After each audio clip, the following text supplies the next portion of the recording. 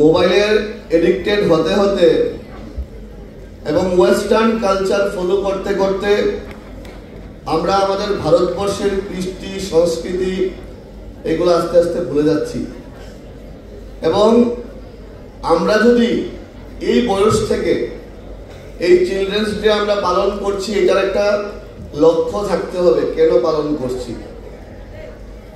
আমরা যদি এই বয়স থেকে আমাদেরকে সঠিকভাবে গড়তে না পারি, তাহলে কিন্তু আমাদের ফিউচার আমরা সঠিকভাবে গঠন করতে পারবো না।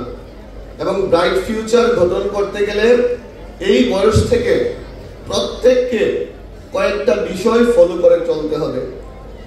আমরা সবাই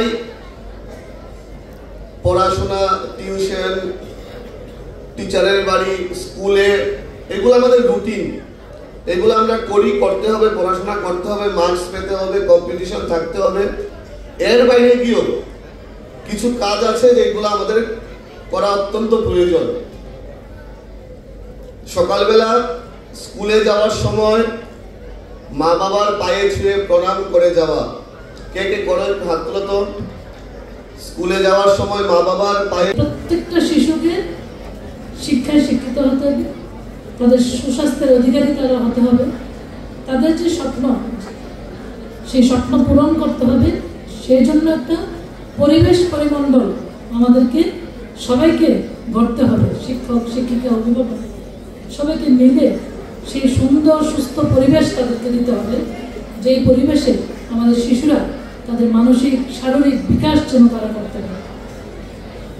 এবং আজকের দিনে না বলে না হয়, আমাদের জাতীয় শিক্ষানীতি যেটা 2020-তে আমাদের ভারত সরকার উদ্যোগ নিয়ে সেটা চালু করেছেন, শুধুমাত্র আমাদের ছাত্রছাত্রীরা যেন তারা নিজের স্বাধীনভাবে তারা শিক্ষা নিতে পারে, স্বাধীনভাবে যেন তাদের অধিকার, সেই অধিকারকে সুনিশ্চিত করার লক্ষ্যে এই জাতীয় শিক্ষানীতি, যেখানে যেটা বলার চেষ্টা করছে যে সমাজের জন্য করা, শুধু শিক্ষা নিলাম, নিজেকে চিনলাম, পরিবারকেও চিনলাম না, এরকম শিক্ষা থেকে বেরিয়ে এসে একজন সুনাগরিক হিসাবে কীভাবে এই দেশকে চালানো যায়, সেই ধরনের সুনাগরিক হিসাবে প্রতিষ্ঠিত হওয়ার জন্য সেই শিক্ষা জাতীয় শিক্ষানীতিতে বলা হয়েছে।